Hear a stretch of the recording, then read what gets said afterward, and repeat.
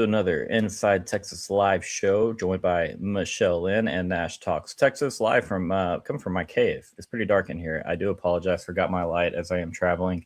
But Michelle, Nash, they're well lit up and ready to go. How you doing, guys? Doing good. I'm doing all right. Doing good, doing all right. Dude, be doing better if we had a college football playoff game this weekend. But I promise I'm getting to be over it. I'm almost there. Not really, but with time. Maybe after Christmas, maybe after an Oklahoma or A&M loss, or both. That always helps. But in the meantime, guys, hop on over to InsideTexas.com. Still running a flash sale. $1 right now to become part of our community. And check out all the articles written by Nash Talks Texas, Justin Wells, Eric Nalini, Ian Boyd, the whole crew, and more. And then, come be a part of our forums. Give us your thoughts. Give us your opinions. And then again, content over Texas basketball, women's basketball, who are rolling at the moment, getting ready for another big season, baseball, softball, and of course, keeping up with Texas football throughout the off season. So yeah, $1, come be a part of our community, guys. But tonight we're having some fun. This is going to be a topic that'll be fun to come back to later in the off season, after we have established what our roster exactly looks like, after Texas has hopefully very aggressively attacked and succeeded in pulling some portal guys. We know they're going to be aggressive. You just need that success, need to put close on those names. But for now, I think it makes it even more fun to do what we're going to do tonight, a best case and worst case scenario for Texas in 2026 on the football field. So the way that we're going to do this, guys, we're going to kind of go through a few players / position groups. And then at the end, we'll do full team. Okay. So before we get into predictions or best case predictions for this team, or best or worst case scenarios for this team, as far as, record wise, we're going to kind of go through players and position groups. So as always, we got to start with the quarterback position, right? That's we have to do that. So we're going to start with you, Michelle. Arch Manning, okay, best and worst case personal scenarios for you for Arch in 2026. Well, best case scenario is obviously Heis Manning season. Stats wise, I'm not really sure. I honestly feel like it's been difficult to gauge what numbers are good for quarterbacks because there's been so many rule changes. Like everybody compares them to, the Joe Burrow numbers, but there's just so many differences in the game. But honestly, for Arch, Heisman is the highest of highs, at least being invited to New York. Low? Am I saying low already, or am I just doing highs? I don't remember. You get to go right into low. Absolutely. Okay. My low, I would say if he just only marginally improves off of his stats this year, that would be viewed as a low. Just because I feel like he was really riding high at the end of the year. Mm-hmm. So if we saw him kind of do another sort of slow start, get the yips again, I would say that'd be pretty disappointing. But I feel like his floor is pretty high. So I feel great about that. Well said. How about you, Nash? Same question. I mean, obviously, kind of like she said, anytime you're talking about best case scenario, you're talking about taking home all the awards, the Maxwell, the O'Brien, the Heisman Award. Also probably going number one in the NFL draft in the first overall pick. But I think when you're looking at specifically, like, man, if you're wanting to look at the, like, I guess just the quarterback side of it, the best possible case scenario is you see Arch Manning start to be able to lift up the other players around him to his level of talent, because that's what the great quarterbacks do. They bring the collective group of the whole up. And not saying that he isn't, but I mean, I think that there's possibly another level that he can get from his guys, and maybe that's coming from a leader in the locker room, like off the field, just forcing guys to show up in extra practices, just little tiny things like that. You never know what the whole deal could be, but maybe just a little bit more command of the offense. I mean, I don't think command of his offense was a problem at all. You heard Steve Sarkisian, like, when people were talking about, hey, do we need to bench Arch Manning? He's like, no, he's operating the offense just fine right now. Like, he's doing exactly what we want him to do. So if we're going into worst case scenario too, I would say, obviously, like, knock on wood, right? But worst case scenario, he doesn't even play next year. He gets injured and he's just completely out from the get-go. And we're sitting there and we're looking at, and this is after the portal window closes. And then now it's like, okay, now we got AJ Lacey, Diabell, and whatever transfer that we brought in, or if somehow we're able to get a guy back. Jesus, man, that's dark. That is Yeah, I know. Well, you asked my for worst case, man. Wow. I'm giving you look. That's legitimately the worst case. I'm giving you the number one pick, Heisman, Davey O'Brien Award winner, and then giving you he doesn't play. 5 minutes and 45 seconds into it, we're already talking about that. That's literally the worst case scenario. I do agree with you. Yes, you're right. I was hoping it wasn't being brought up, and because we would certainly, I definitely, Nash, I would totally not blame you if it happened. Okay, that's definitely. I'm gonna find you, Nash. It is my fault if that happens. 100%. I'm gonna have death threats. Best case scenario, I think y'all both said it very, very well in different perspectives. You elevate the play of the others around you. Nash, you nailed that. That's what great quarterbacks do. That is a lot easier done when you have a running game, when you have guys that are being consistent in the wide receiver room, when you're healthy in the wide receiver room, and of course you have not under pressure. You have an offensive line that is doing, just an average offensive line even would have been a step up, obviously, for Arch Manning in Texas in 2025. But no, you said it really well, Michelle. Heisman Manning, does he have his moment? That when does best case scenario, he ends up in New York, and everybody kind of has their one big play or one big moment, maybe one whole game where they, they're invincible or so, if you would. Now, worst case scenario. I wasn't going to go where Nash is going. I'm going to go more of.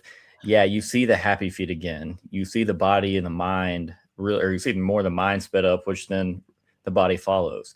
And you see some of those same issues 3, 4, 5 games into the year, which you're hoping definitely for Texas' sake that those are gone. You need him to win as much as possible, lift the guys up, and there's probably a time or two where he's going to be asked to play hero ball. We'll see what the O-line and running game looks like. I hope that's not the case, but for now, I can't say that it exactly won't be. And so, again, bring everybody up around you. At times, we expect the Manning and that name just to have some perfection that comes along with it. And we think he's going to go out here and go, 30 for 32 or 28 for 31 or whatever he did against Mississippi State last year when he lit them up.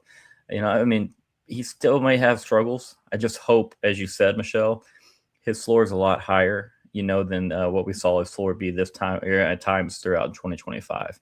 But again, I do agree with you. I think that he played his best football. You saw Arch come alive a little bit as a leader as well, Nash. He had a lot of fire the way he was running around DKR the night of the A&M game.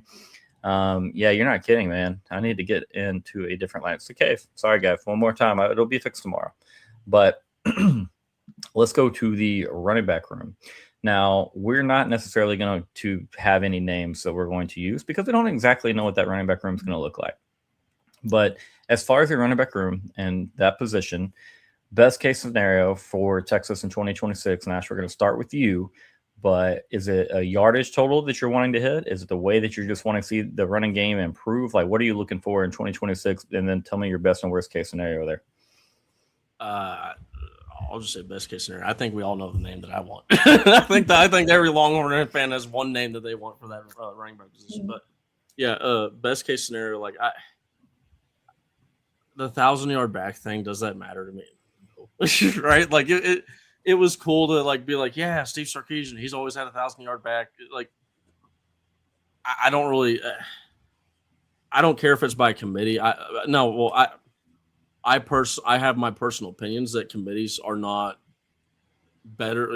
I'd rather have one stud guy that we can go and trust, like a Bijan, saying, hey, we're going to give this dude the ball and he's going to give us he's going to get us our yards that we need, as opposed to do we go this guy, right? Which dude?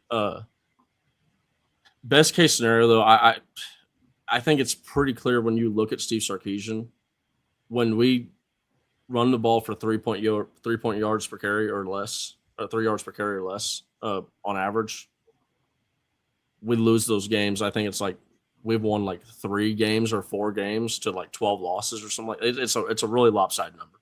Mm-hmm. And you also look at Georgia. A lot of times these are the games where we get out physical. I want to see a running. If I give me best case scenario, we're sitting there, we're lining this thing up on the 5-yard line, and we're going straight behind the center, and we're saying, hey, we don't care, and we're pushing dudes out of the way. Doesn't matter if it's Ohio State, doesn't matter if it's Grambling, doesn't matter who it is. We're mauling dudes. If we get that, man, you're gonna see a happy Nash on Twitter. I'm gonna be alive next year if we have a short area run game, because I think that's been, if you're looking at the one thing that Steve Sarkisian's been missing at Texas, like people have been sitting there wondering about, well, where's this elite offense from Steve Sarkisian? The missing key is that short area run game. If we can run the ball on 4th and short, 3rd and short, consistently, and get first downs reliably, man, his offense starts to open up a lot more. Power run game, a big part of red zone offense, like you just said. That's been a major struggle for Texas under Steve Sarkisian. There's just no way around that. Michelle, same question for you. Ceiling, floor for the running back room as a whole. And again, we can speculate all we want here because we don't know what that room looks like. Yeah. So the floor, I would say it would just be similar to this season. We just can't establish the run, kind of like Nash was saying. There's no physicality to where people fear us on 3rd and 2 to be able to, hey, TX Bates. There's like no fear of us on short yardage downs of running the ball. It's almost like a mandatory pass play. I think at one point this season, we were better at 3rd and longs than we were at 3rd and shorts because of how bad we were at converting by running the ball. So that's going to be worst case doomsday scenario. Best case scenario is, all of the things that Nash talked about. I, for one, think that the 1,000 yard back stat is important because it does show that we're able to rely on the run game. And if it's like we've got 2 really, stud running backs and maybe both of them get like 700 yards or something, so we don't have one, okay, that's a totally different story. But well, that's what I'm saying. Yeah, that's yeah. It depends on how it is, but I do think we just need to have success there. And I do think it's possible based off of, the tea leaves on social media, things like that. I also think that Nash sort of touched on this, but, Sark, Kyle Shanahan, Mike McDaniel, all those guys, Sean McVay, a lot of their playbook really opens up with the run game. And so we really couldn't tap into anything in so many games because we just couldn't get it established. But when those coaches specifically have a solid and consistent run game, it's like, watch out. So I am really excited to see what changes they make in that regard, who they add in the room. And I think that something that's going to be really key is getting Derek Cooper involved early. I think we really invested very heavily in him recruiting wise. So I'm hoping to see him bite early. That would be a great thing in terms of, best scenario for Texas for sure. Yeah, absolutely. I mean, that's one guy that we know has a lot of juice and we know he's going to be in the room. And of course, as you both kind of speculated, there are others and other names out there that would almost immediately improve the Texas running game. And so that to me is best case scenario, that you nail the portal.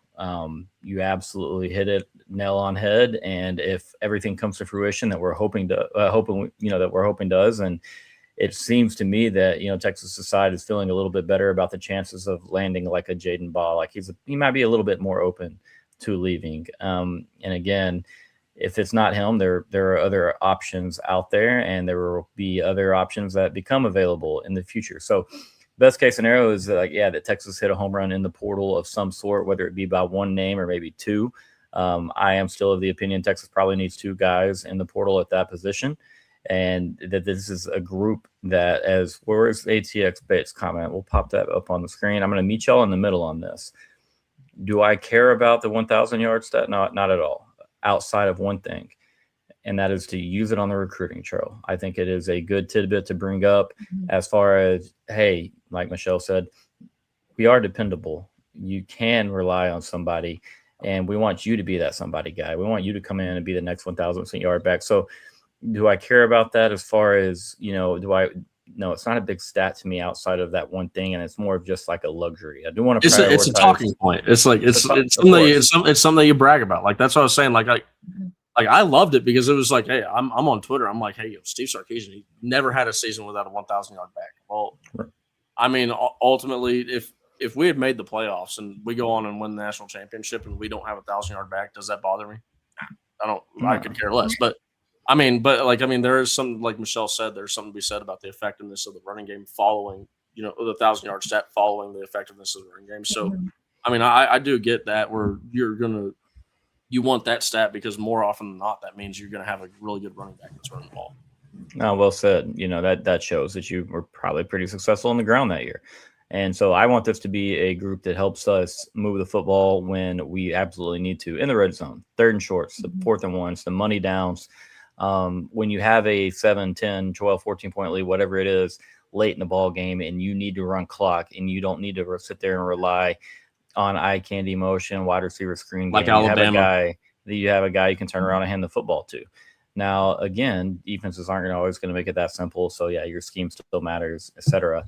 But having a horse back there, if you will, it goes a long ways. And now is Texas going to turn around and have another, Bijan Robinson? Pretty unlikely. Can you have another guy that's damn good at his craft? You sure can. So Texas will get better in that room.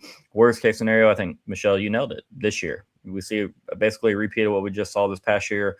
You have more injuries in the offseason, right? Seems like always right in August, right before camp. But we have more injuries. We don't have much depth. We're relying on inexperienced guys to do more than they should be doing at this point in their careers. That, to me, is worst case scenario.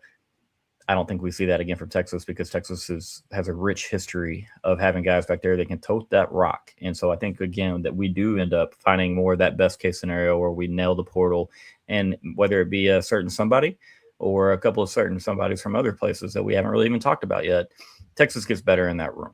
I feel really good about that. Mm-hmm. I think, too, I think that Texas fans can have a lot of confidence in the staff going out there and doing exactly what we're talking about here.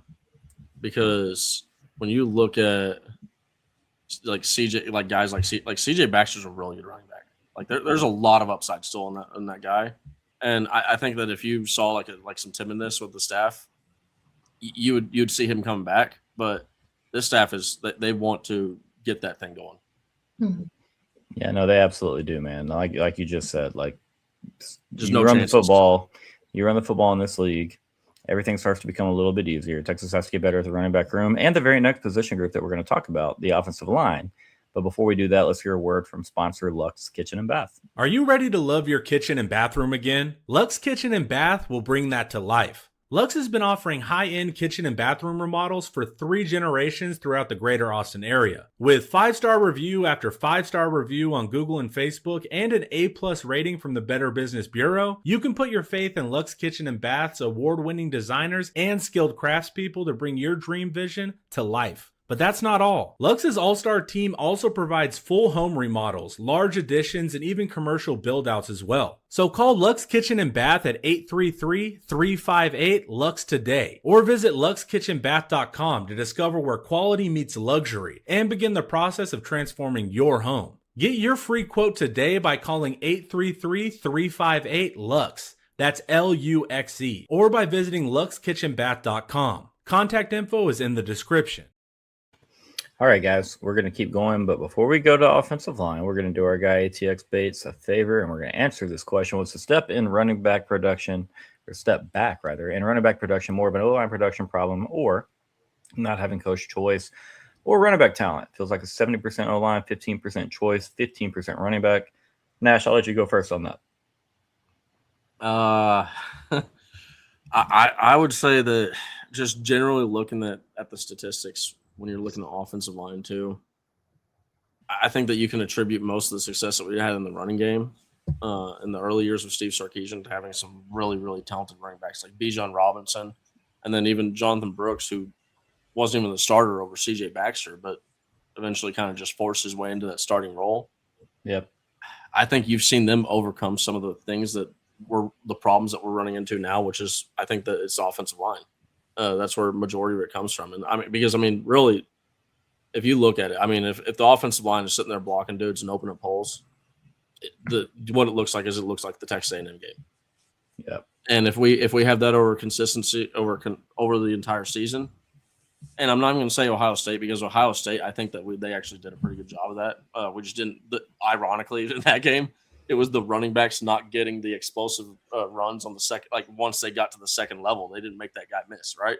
So that's a game that you can point to the running backs. So it's not as straightforward as just saying it's on one group as a whole. But I think if you're going to look at just the overall whole of the thing, offensive line is going to take most of the blame, and I mean it's kind of as they should. I mean that's just the job of the offensive line, is to start opening up holes for the running backs to run through.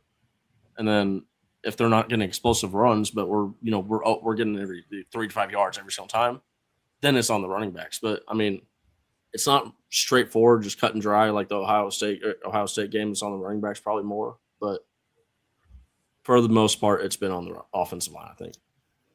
I agree, but I have a little bit of a tweak to the percentages. I say 60% is on the O-line, definitely the majority of the percentage, but it's also kind of like you said, if you have a game record like a Bijan, no matter who's at offensive line, they're going to get their yards.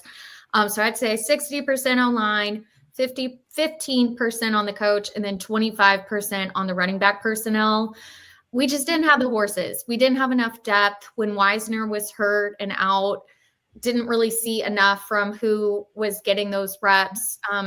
We took a gamble on some guys who had some injury luck or bad injury luck the previous year, and they just weren't really ready to give the juice that we needed. So I do think you can assign a little bit more, I don't want to say blame, but, so that's kind of where my mind is at with it. I do think that we really upgraded at coach, though. So I am really excited. I think the personality of Choice, maybe not even his development, but just like the way he carried himself with the players and things like that. It seems like Jaluk sort of matches that type of energy. And so I'm really excited to see that. And yeah, I don't know. I'm very high on the future of the running back. I'm buying Texas running back stock, but yeah, this year was not pretty. Yeah, I mean, it's not the Texas standard. It's okay to call it what it is. We love Trey Wisner. We love the backs that are out there. Obviously, we're going to support those guys. It's not the standard of back that we see at Texas. It's not the standard of running back room or running back depth even. We had a hammer and nail. Excuse me. We had a hammer and nail, and we had a Bijan, and we had a Roshan Johnson. Like, imagine being in the Big 12 and having Bijan, having Quinn, Xavier. It's a lot easier to run the football. So when you look at this step back in running back production, it goes on the entire offense, in my opinion. You have inconsistency in the passing game with Arch and these receivers. Schematically, I don't think we were perfect. Obviously, we had a comment up here talking about how long it took to get to the offensive line right. I don't really think that's excusable in any form or fashion. Yeah, here you go, David. No reason for that. And so when you're putting percentages, I think you're really cutting it down, because I think Coach Sark, Coach Flood, Coach Scott, all have a bit of a hand in it, as well as obviously the personnel that you do have. You have to work with what you got. And in this day and age, Texas knew what they had, chose not to be very aggressive, on the O-line or in the portal or at the running back position in the portal. And so, I think, you're seeing that you saw the results of that. And so, as he says there, I think that, that's why Texas consistently failed to run the ball. You don't have your best group of O-linemen together until the season's 2/3 of the way done. You have a couple of losses on your roster by then. But no, I mean, when the line did its job, you got to break tackles, like you said, Nash. You've got to be able for the University of Texas and the SEC, you have to be able to break tackles at the second and third level if you're going to start in the backfield here. I mean, there's just no way around that. It's not picking on anybody. You got to have guys that can go make plays. You know what I mean? Maybe they're not a true home run hitter, but Nash, what was your comment you had? Yeah, it's something that David Keith Williams had said, and you said it just took too long to get to that starting offensive line that we saw. And I mean, I was going through, I'm making charts on like charting Arch Manning with the rest of the Heisman quarterback, like the quarterbacks that were voted into the top 10 of the Heisman.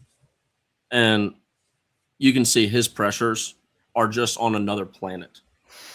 And this isn't even the run game issue. This is a passing game issue. But in my opinion, it just makes the entire offense just discombobulated. Is Arch Manning, he's like at 100 pressures through 7 games. and other quarterbacks are sitting there around like 60, 57, right? And then you go and we get to that, I think it was like the Vanderbilt game where we changed up the offensive line, right? And then this is the most frustrating part about us taking this long to get to this offensive line. I believe that this was the offensive line that IT was reporting, that we thought that this was the one that we were going to like. That makes just the most sense just looking at it, right? You got Cole Hudson, right? Most experienced guard. Put him there. Connor Robertson. If you're talking about step down between the left guard when Cole Hudson moves to center versus staying at center and then Connor Robertson having to come play, that step down as we saw, is a lot less than the step down that you took at left guard. Mm-hmm. And the fact that it took as long as it did is just, quite frankly, inexcusable. This is the University of Texas. This is Division I football where we're playing in the SEC. I mean, like, I don't – it should not take – and then even then, it should – even if you don't have it by game 1, you should have had it by game 4. You should have had it by game – after the Florida game, you should have had it, right? You should – we're doing some major changes. I mean, I get – but – and then that's where you saw them start to – and this is – I think this is – I'm not at all going on Nick Brooks here. Nick Brooks was put in an impossible situation. Hey, I'm the third string right tackle. Now all of a sudden I'm playing left guard because they think I have the most upside there. Right. What? We got a left guard playing center. Why? And I don't know. It's just that comment really drove it out of. It's inexcusable that it took us that long to get to the starting offensive line, which actually, when we got to that starting offensive line, played at a pretty good level. They did. I agree. Am, sorry to cut you off, Cord. Yeah, I remember all summer long, I know Inside Texas for sure was reporting exactly what you said. This is what we think would be the ideal offensive line. And then it would come out like, oh, no, they're going to try it this way. And everyone was kind of, what's going on here? And it's one of the few times where, fans and media alike, they get such a hard time of, oh, you guys think you know better than us. But in this case, it was like, I think we do. We know, what we're talking about here. So, I mean, at least they did finally make the switch. But I'm really hoping that this year, with them hopefully having such a focus on bringing in offensive linemen from the portal, that they're really going to be open-minded in the spring in terms of, competition between positions and finding that optimal mix. Because it just seems like they were set of this is how we're going to do it and just didn't tweak it until, way too late. So. No, I mean, again, inexcusable. There's no reason for that to play out the way it did. And I think Sark, Kyle Flood, they definitely know that. And that's why I feel, like, again, best case scenario, Texas nails the interior of their portal acquisitions. You've got 2 tackles that I think you can very much trust. Obviously, Goosby's Goosby, but then Brandon Baker is a guy that I thought made very big strides throughout this season. And a guy by the end of the season was a bit of a dog out there. And so, was he perfect? Was he flawless? Absolutely not. But with another offseason of growth, I do think that we see really good things out of Brandon Baker. So, yeah, you nailed this interior, and you have a team that can move the football on the ground. That's going to be big. It almost goes hand in hand with what we said about the running backs, or at least what I said about the running backs. You're able to move the ball in short down and distances. You're able to move the ball in the red zone on the ground. You're not having to be super creative, a bit gimmicky at times on how you create those yards in those situations. Move the football with the interior of the offensive line through inside zone, through duo concepts that Steve Sarkisian and Kyle Flood are very familiar and very, very, fond of. So worst case scenario, I think it's rolling back out there and performing the way that we just did, being terrible as far as pre-snap penalties, having a ton of holding calls, and then mixing that in with terrible protection over Arch Manning and not being able to keep him upright. And when you don't have an offensive line that can run help out on the ground and running the football, obviously that puts a lot more pressure on not just Arch Manning, but your play caller as well. So those are my best and worst case scenarios. How about y'all? I'll let Michelle go. Yeah, I agree. Worst case scenario is similar to the running back room repeat situation. Just Arch can't get situated. We can't establish a run game. We have no physicality whatsoever. We will have a good litmus test early on in the season against Ohio State, week 2. I like that it's week 2 this time, so we can kind of get our bearings, work out the kinks in week 1. But yeah, that would be definitely worst case scenario. Best case scenario is that we just have the physicality back and that we're able to be much more competitive with the Ohio States and, hopefully in an SEC championship game with the Georgias of the world. I know they're not on our sort of regular season slate, but, we just need to have an offensive line that's like just got that dog mentality and is mean. There were moments of that, especially towards the end of the season, like DJ Campbell against A&M. I loved watching back some of his tape because he just was so like getting in people's face. We need more of that. Make people fear us. I'm tired of the soft reputation. I really want that to go away. I want people to be like, wow, when we play Texas, we are sore the next day. So that's kind of my best case scenario for the offensive line. Yeah, I think when you're talking about best case scenario for the offensive line, I mean, obviously open up the run game. That's number one. Like Cord said, go.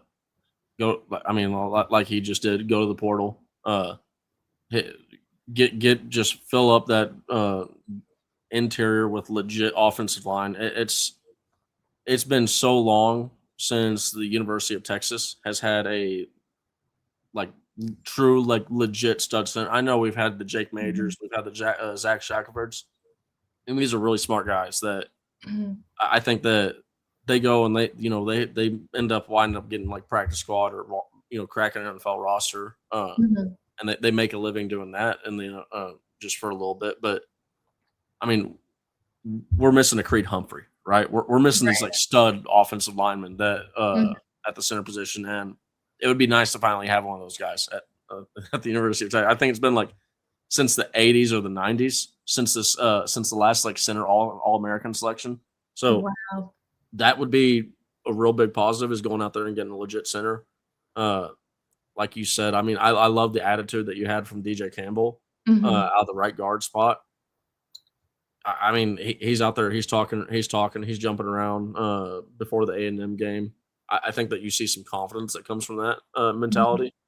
And then left guard, I mean, we need to go out there and get some experience that can, go out there and help these right tackles and left Brandon Baker and Trevor Gooseby, because these are two dudes that they are. I think, like Cord said, you saw Brandon Baker grow a lot in the season. And I think best case scenario, you see him continue that growth, and you see an elite right tackle out of him. We already kind of know what we got of Trevor Gooseby. So best case scenario is he doesn't end up going in the NFL draft, and we do get Trevor Gooseby back. So, I mean, best case scenario, we're nailing all the offensive line, nailing the interior, and we have these tackles that come back. Baker continues to grow. Worst case scenario, I'm not even going to go to the one that I went from the first time because Cord roasted me to an oblivion for that one. But worst case scenario is, look, Nick Brooks, I love you, brother. Okay, but worst case scenario is Nick Brooks is our left guard moving into next year, and we're sitting here having to talk about can that development happen, and maybe it does, but I would rather rely on an experienced guard that we know is going to go out there and hit versus a guy that, hey, this body might be good. And then Nick Brooks could end up being a stud at guard or tackle in the next 2 or 3 years. But let that happen naturally. Don't force it. Yeah. So I think worst case. Yeah. He needs time. And that's the thing. He was thrust into a really, really tough unfair for him. Yeah, really unfair, difficult situation. And I think y'all both said it really, really well. You have to nail the portal. Center would be huge, Nash. If you find a center that is a leader from a communication standpoint, it'd be awesome. People, a really good center goes a long ways. And I hate that you use the name Creed Humphrey, but when I think of the ideal college center, Creed is at the very, very top of my list.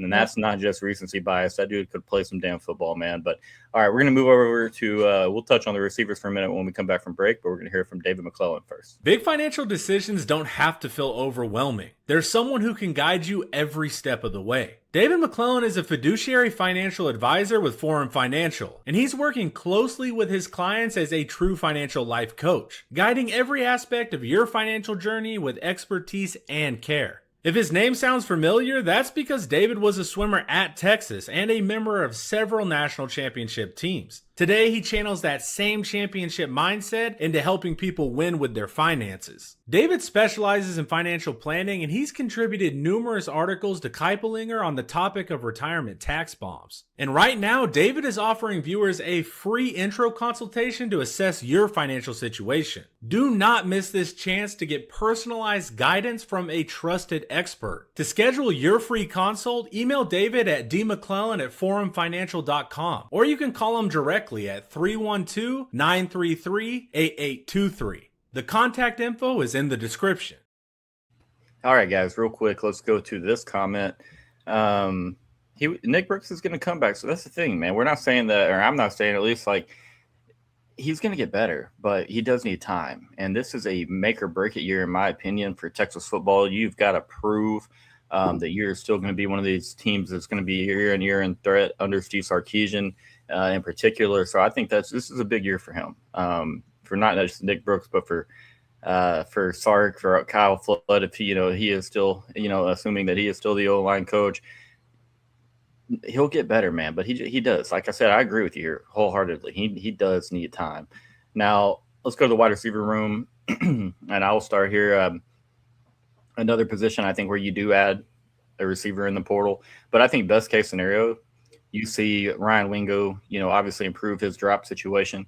I think that you see Parker Livingston continue to get better from a physical standpoint, bigger, faster, stronger, because I think he does a lot of really good things there. I think you see Emmett Mosley be very reliable, as we all believe he is, and be a guy that can do well, third downs, be efficient, be good in the red zone. But then you see the youth come alive. You see a Khalil Lockett. You see a Dalen McCutcheon. Guys really, really flourish and start to develop and demand and, playing time. And so that's kind of, in my opinion, the best case scenario. You see this group, again, you don't know exactly who they add in the portal. Maybe it is a big body, maybe somebody that can help them in the red zone. I'd love to see that. Worst case scenario, and I almost wanted to bring up injuries on this one, which makes it unfair for me to get on you earlier, Nash. But worst case scenario, just a group that doesn't exactly get a lot better. Ryan Wingo still has the drop issues. Emmett Mosley maybe doesn't have the juice that we thought he does. We miss out on names in the portal. And then you see the freshmen that become sophomores, and maybe they don't take that next step up. Maybe Dalen McCutcheon, maybe Khalil, we don't really see either one of them take that next step and demand the playing time that we were talking about in the best case scenario. But that's pretty much what I got for the wide receiver room. I'm really, really curious to see who Texas adds, because I feel pretty confidently, that there is at least a big name that will be added to this group. But what do you guys think?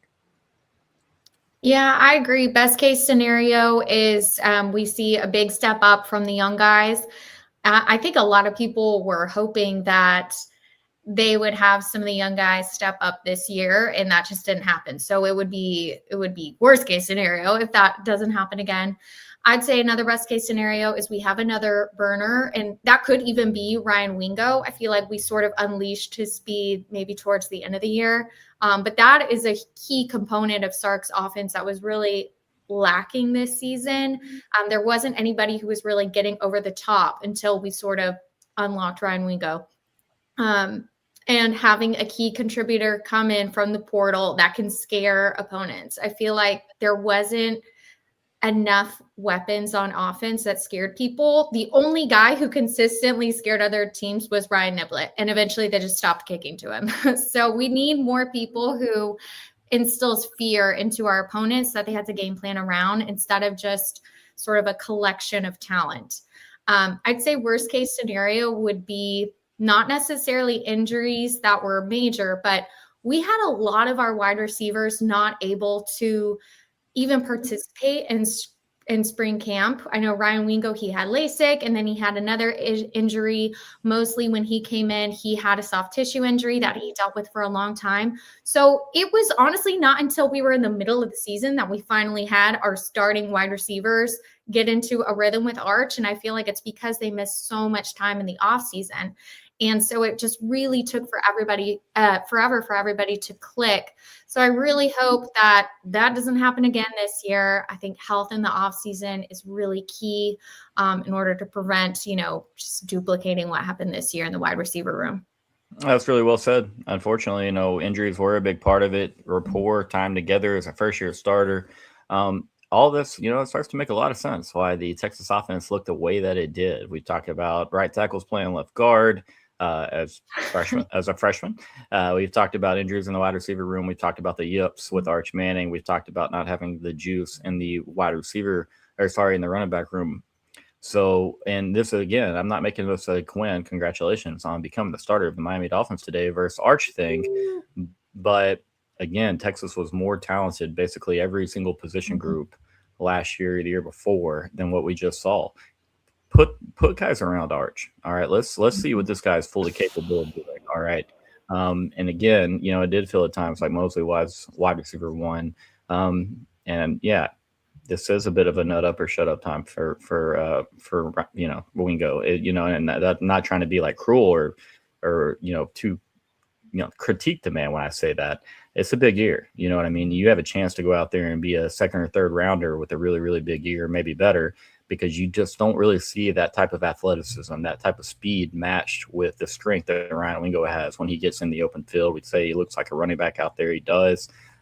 Continue to find ways to get that ball in Ryan Wingo's hands. Let's just, he's earned that right.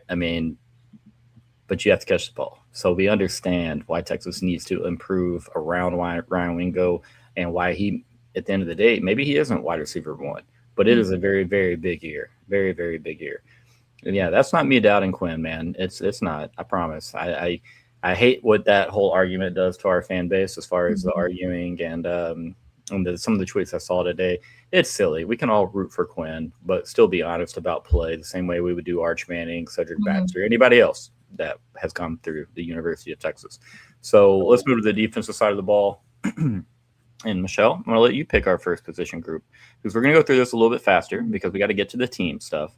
So think about your first position group. We won't do like corners and safeties. We'll do secondary as a whole, backers as a whole, and then we'll get to the D line as a whole. Okay, let's do secondary first. Okay. Well, Nash, what do you think? Worst case, best case scenarios, Texas secondary 2026. What you got? This one, I'm probably going to be very lukewarm on this. I don't really think that there's much of a difference in the best case and worst case scenario because I don't know. I guess to go with the spirit of this, best case scenario is you see Kobe Black continue what you saw in the Texas A&M game next year, and you have two legit guys that you can put on the corners with Cade Phillips and Kobe Black, and you let Grayson Littleton do what he did really well this year in that star position, which he's been willing to do. I mean, you have to, as we've seen with this Texas staff, like field position on the field for Pete Kwiatkowski, you have to be willing to go and play that position. And Grayson Littleton kind of fits that description. But, man, I just best case scenario, seeing those guys get to playing on the ball, continuing that. I mean, Kobe Black had one heck of an interception versus A&M. That was really talented to not let that ball hit the ground. And he was playing out of his mind. Cade Phillips, he showed us some really confident stuff. I mean, I think that there's some real confidence that we can have moving in this room moving forward. But if to go with the worst case scenario, just seeing kind of like almost like that sophomore slump that you saw out of Kobe Black, where it's just like, well, where's this dude, right? Like we saw a really confident freshman that whenever he got in there, right, he was playing with some confidence. Like he's playing behind a Thorpe Award winner, right? He's like, whenever he gets on the field, he's actually showing out. He's doing some nice stuff versus Vanderbilt. But I mean, he just took a little bit of growth. But so as long as we can avoid that growth with Littleton and Cade Phillips, I think that we're really in our best case scenario. Okay. I like that. What about you, Michelle? Yeah, I think I agree with everything Nash has to say. I think, honestly, we're going to see some improvements in the secondary. I'm curious to see if there's any coaching changes that could maybe help bring that about, just maybe get some more philosophy alignment. It seemed like each coach kind of had something they wanted to do, and I think that translated to players being a bit confused. So very curious to see what happens there. I'm pretty high overall in terms of like there were so many key contributors that were young. And so just them having all of those snaps and then getting even more snaps in the bowl game. I know it's just one game, but every rep counts in terms of like building that IQ and that getting comfortable within themselves and the schemes. So I don't know. I feel like best case scenario is we get Andrew Bakuba, a Thorpe winner, 2.0. We were so spoiled in 2024. We didn't even know it. We were so freaking spoiled with that defense. And I think we took for granted just assuming it would be plug and play, and it's just not. So if we can get anywhere close to that level of performance in the secondary, that would be ideal. I think you said one thing at the very beginning that, I think it's okay to say, like, Texas needs a bit of a change in leadership in the secondary. And I think it's okay to say out loud. We're not going to mention any names. Everybody's, who we're referencing. So, and I think it's pretty safe to say that's coming. I think that Inside Texas is feeling pretty confidently that's coming. So, yeah, that's a big thing for me. You've got to find the right guy who not only can, be the right teacher of technique, but also the right proper motivator, a good game day guy, a guy that, I'm big on practice and energy of practice. And so you want to have the right type of guy that can really relate and get with these guys as far as just getting on their level and getting the best out of them. Because, again, you win in the offseason, you win at practice. And so let's start there. Leadership, that goes a long ways. And, best case scenario, Texas doesn't miss the communication of a Michael Taft, and as much as some, might believe that they could. And, again, you find another name. I think it's important that we go after safety in the portal. I really, really do. I think we have to have another name in that room that can help Jonah Williams and others mature and, can lead them along the way, especially early in the season as they get used to being on the field a little bit more.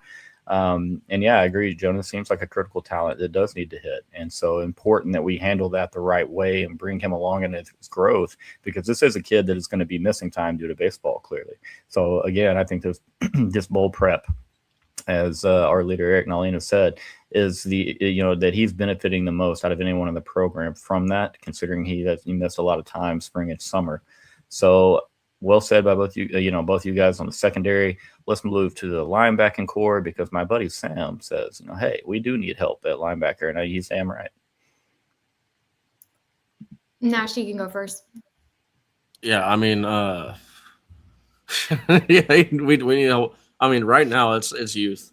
We got a lot of youth that we're sticking a bunch of freshmen out there. Ty Anthony Smith's a dog, and I got all the confidence in the world, Ty Anthony Smith, but outside of that, you don't really know what you got. I mean, maybe we got the Marshall Landwehr. Hard to think that you're going to get just another Michael Taft 2.0, right? Out of just the walk on that turns into a scholarship athlete. I don't think you can keep on hitting that well too many times. But best case scenario, we go out there, we get some legit dudes from the portal. Worst case scenario, we're spinning down safeties. we're trying to say, hey, you want to play linebacker? No, I don't. But whatever it takes to help the team. But yeah, I just best case scenario, portal. Worst case, freshman. I mean, portal's going to have to be a big part of it. You have Tyler Atkinson coming in, who is a guy that's going to demand to be on the field just because of his physical ability. But at the same time, this is a freshman. Texas wants to play 15, 16 ball games. You need depth in that room. You must have depth. And again, I'm big on having tutelage. And yes, we do not know, but do the coaches know? And that's not to bring any coach down, but sometimes they are even evaluating, signing recruits, and things don't pan out, man. So we're not trying to knock any coaches or say that they don't know anything.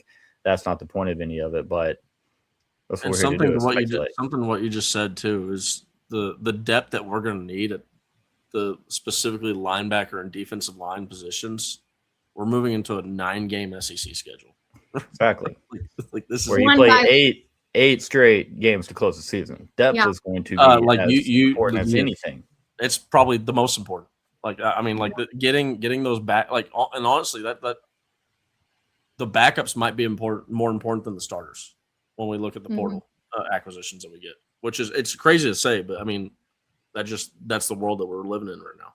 No, I fully agree with you, man. Again, it's not to knock, anybody that's in that room. I think that Elijah Bo Barnes, my Skyline guy, I think that he's going to be fantastic. But guys, like this is when we say, you talk about the safeties and they just need development. And I respect you, Mr. David Keith Williams, but like in this season, like we got to turn over every rock to be as physically or as possibly good as we can be. We cannot do this again. We cannot have another 9-3 and miss the playoff season with Arch Manning at the helm. All right. It cannot happen. And we have Ohio State week 2. This isn't something where you're like, oh, okay, yeah, like let these guys come along. I get that. Trust me, I understand that sentiment. But we played that game this year with the offensive line. We played with the running back room. We played it with wide receiver. We played it with a couple positions on defense. All right. And it didn't exactly play off. Okay. Cornerback 2. You know what I mean? Like we were still in the middle of the season, late in the season, trying to figure that out. You cannot have that. If you're going to be a championship caliber team, that's what we all want, right? That's what we're all rooting for. So it's not to say, hey, these guys can't or won't develop. But I mean, like, you can't risk it. You just can't risk it again. We just saw exactly. This is it. This is it right here. This is a comment. Sark's legacy is on the line. All right. If you don't think that there's going to be a lot of heat and a lot of noise around Texas if they go like 8-4 next year with Sark and all this talent and all the money that they're putting on this roster, you can't have another year like this, in my opinion, if you're Steve Sarkisian. This is a very, very important thing. Now, is it going to be like an absolute do or die, make or break for Steve Sarkisian in his career? I'm not saying that, but he has to win. All right, with this roster, with the money being spent on it, with Arch Manning at the helm, he has less room to wiggle than he had a year ago. And I think he was going to be say the same thing. I don't think it's controversial to say that or anything, around that line. You have to go you treat it like there is no tomorrow, spend like there is no tomorrow, go after this next season like there is no 2027. Like this is the last season we're ever playing. So it's not to doubt the guys that we have, the youth, but if there is an option out there that makes you better and makes sense financially, you take it. You don't sit there and say, oh, we're good. Oh, we have the guys. Like you make sure you have the best guys. So does Texas be pretty aggressive in the portal at the linebacker position? Probably so. And again, there's a lot of people out there willing to spend a lot of money. And so you have to be aggressive, but you also have to do what makes sense. So if there's a big name and Texas doesn't get that big name, I mean, at the end of the day, you do have to budget. You got a budget here. And this is another thing. I feel like we all were questioned. Inside Texas was definitely kind of questioning this kid. You just can't risk it again. That's my point. So thank you, David. I think honestly, the safety acquisition right now is I think it really hinges on McDonald, his announcement or not. I really like I do understand like going and getting a depth guy, but I don't see Texas going out there and getting the Andrew Makuba level presence if we got McDonald announcing he's coming back and then you got Jonah Williams. I mean, I just think there's too much investment in those two players to be not alone just to be able to go out there. But I don't think there's going to be a Makuba. And also, I think that people need to temper the expectations with Makuba because that was a very special circumstance where lightning struck. Not only is Makuba coming to his hometown, right? He's also playing with like his two best friends that he works out with in the offseason. So I mean, there was a lot of circumstances that went into the Makuba situation, but I don't think that's going to be necessarily repeatable. Deal. No, and also a guy of his caliber, a guy that I mean, like you said earlier, Michelle, in that secondary between 2024 and 2025, you had, or 2024, you had a Thorpe winner, you had Michael Taft, and you had Andrew Makuba.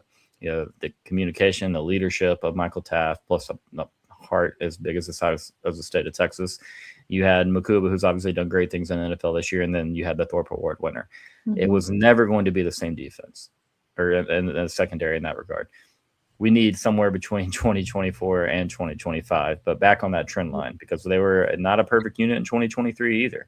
And so I'm hoping 2024 is not an outlier as far as secondary play for, a PK defense because it's hard to think that a lot of DCs wouldn't have done really, really good things on the back end with, those guys around.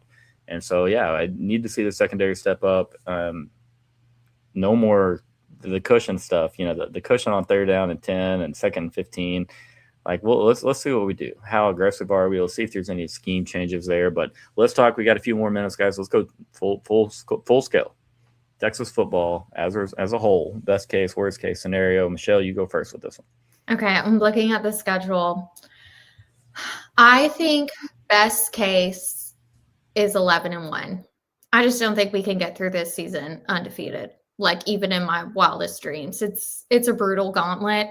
And sometimes, honestly, similar to the NFL, sometimes when you lose a game, you can learn so much from it.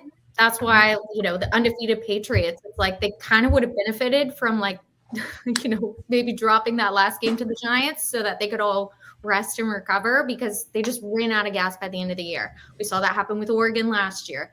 I think Ohio State is going to benefit from losing the Big Ten championship game. It's kind of like a wake up call, if that makes sense. So to me, 11-1 is, the highest. Obviously making the playoffs, national championship, if we want to talk about postseason stuff. I'd say the floor would be 8-4. There are 4 games on this schedule that I think they could go either way, 100%. So 8-4 to me is the floor, and like you said, doomsday scenario. I can respect it. 11-1 and 8-4. What about you, Nash? I mean, I'm always going to say 12-0 for my. But here's where I'll say I don't even know if I can even give this in a good faith, is because we don't know what the playoff is yet to be announced. We're going to find that out on January 23rd. That's when they conveniently announce the future format after all games have been played. So they don't announce something now and then they're like, oh well, we want to change our mind on that. They can conveniently do that right now. But I think that there's a world where the committee, the rules that they put out for the future playoff, that Ohio State and Texas, Ryan Day and Steve Sarkisian both call each other up and they're like, look, we think that this game is best to leave off the schedule. SEC's got a 9-game schedule. Y'all got the Big Ten schedule. Let's go get our best records and we'll see each other late in the year, right? We'll just schedule this one for late. So I don't even know if I can get, but best case scenario, obviously, you go undefeated, but like Steve Sarkisian said, these days of the undefeated champion are gone for similar reasons to Michelle said. These teams that, they're really good, they get some late life, motivation, and they go on and win the national championship. But they're able to defeat these teams that have been riding high all year long. I mean, that rat poison is a really hard thing to deal with in the sport of football. Football is a really, really unique sport where it's not like basketball or baseball where there's a lot of chances. There's a lot of opportunity to make things. You got 60 plays to make one game matter, and then you got to do that 12 times throughout the season. So, I mean, honestly, best case scenario 12-0. Worst case scenario is disaster. We go 6-6 or 7-5. We fire Steve Sarkisian, and Texas is sitting there wandering around going, what the hell? I mean, and I'm far from the last person to argue or advocate to fire Steve Sarkisian, and I probably never will at next year. But it's just, I mean, if we end up with one of those seasons, we're pretty damn close to Nebraska. Stop. Don't.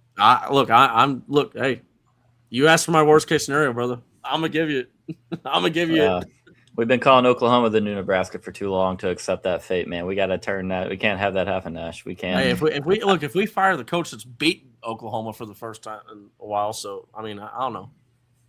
Well, to be fair, this isn't Lincoln Riley or Bob Stoops, Oklahoma.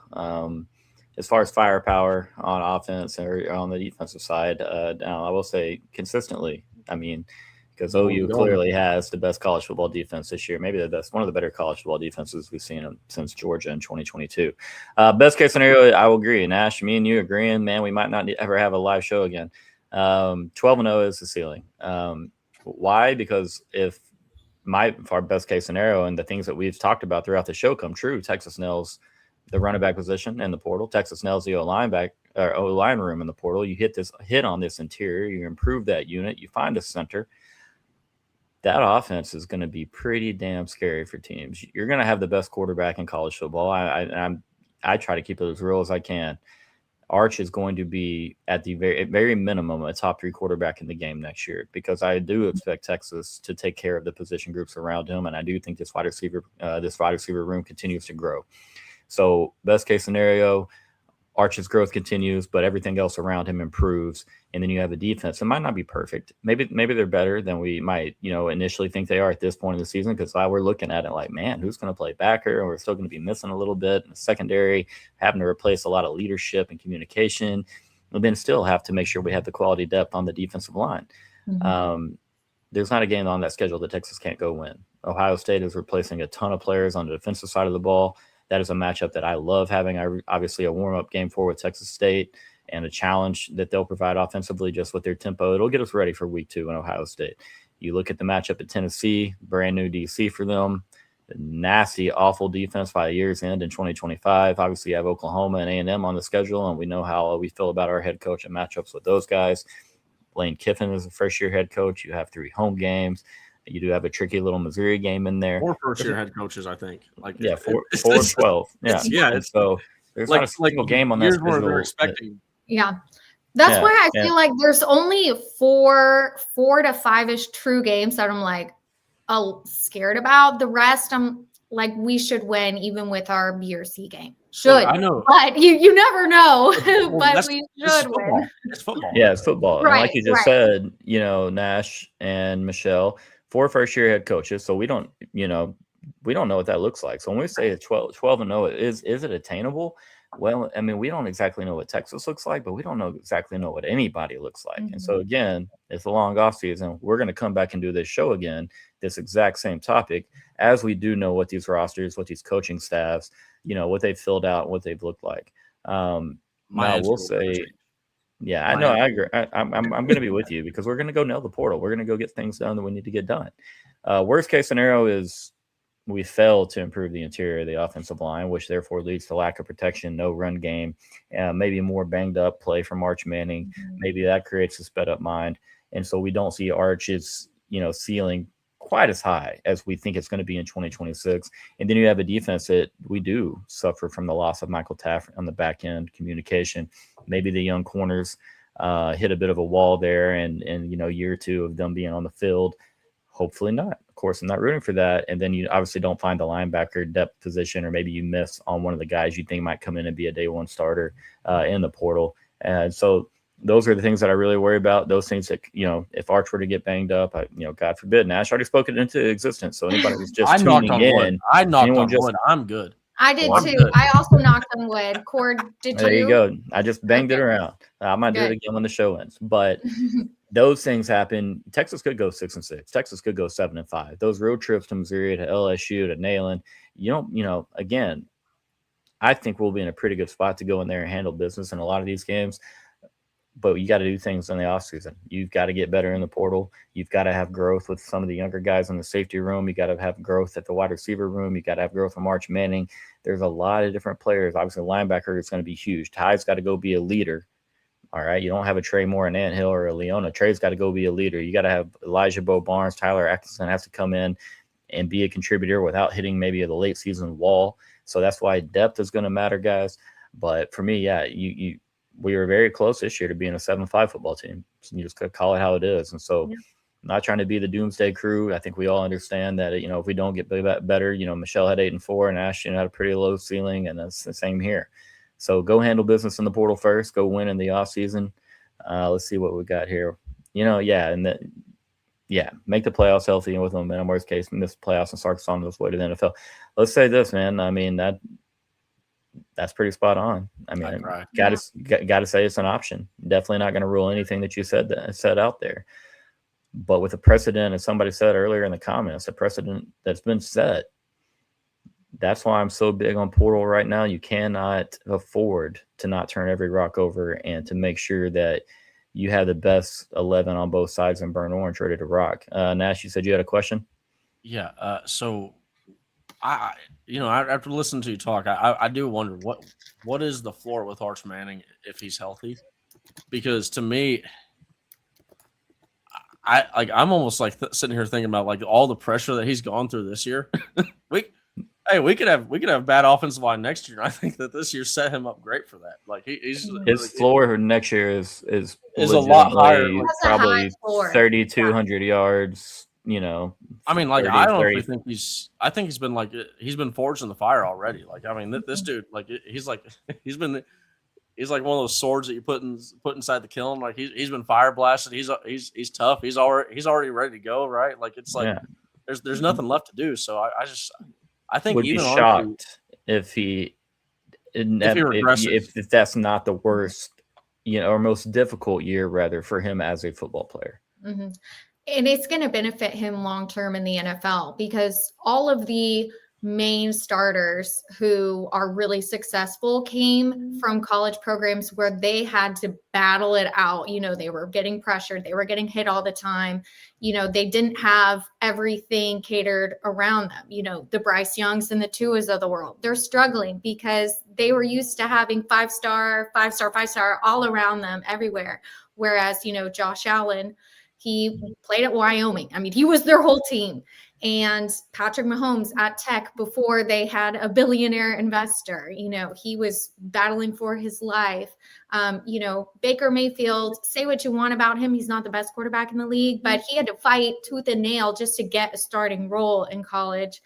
Jared Goff, another one you could say he's hit or miss sometimes, but he's had a long, successful career in the NFL, played at Cal, got his butt kicked every week. So this is really going to benefit Arch long-term in the NFL. They know what he can do when he's asked to be the guy put on the cape, and they know he could get through it. And that's the case when you are a first, second, or third pick in the draft. You're going to a miserable situation, and being able to have on tape his progression through that is really why even scouts by the end of the year were like, I think he would also be the number one pick in the 26th draft, but we know he's not coming out, because they realize just how transferable all of those skills he learned from this season are going to be for his long-term career. So even though it sucks for us Texas fans right now, we're like, why didn't they give him all the tools in the world? It's really going to benefit him in the future. So yeah, as you both said, forged by fire. He had his battles. And again, Texas is going to do their part, in my opinion, to put the proper talent around Arch Manning to get them. You got to maximize his play. We don't want to see a high floor. We want to see what that ceiling looks like. Forget the floor. We want to see how high that dude can go. And again, stat wise, can't wait to get into predicted stats. I will be the guy hyping Arch Manning this year, assuming that we handle business in the portal the way that many hyped him going into last year. All right, I'm fully ready to get on that train. And I've been on that wagon since Florida. I got on here the day after that Florida whipping and said that he was far from the problem, and that I saw a lot of things that I hadn't seen from him yet that really gave me some good positivity for the future regarding his play. So time will tell. Isn't it funny how the same people that were lifting him up early in the season were the same people that bashed him down when he started to not perform to the level that they predicted?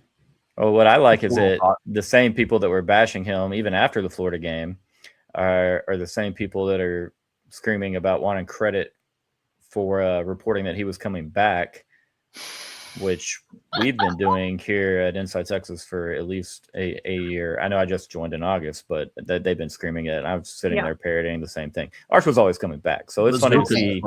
Yeah, it's funny to see the way that people are out there in these streets, But it is what it is. We know what the game is, guys. Appreciate you all watching. Please throw a like on this video, right now. Go hit the like button and go share it with a friend, man. I think Nash and Michelle do a great job here on Wednesdays. We'll see Nash back on Wednesday, Michelle back in 2 weeks on Wednesday. I will be back tomorrow night with Pack, Clint, and Evan. We'll be back here tomorrow night, I believe 7:30 showtime. So y'all tune into that one as well. But we definitely appreciate you being here tonight. Any final words, guys? No, hook 'em.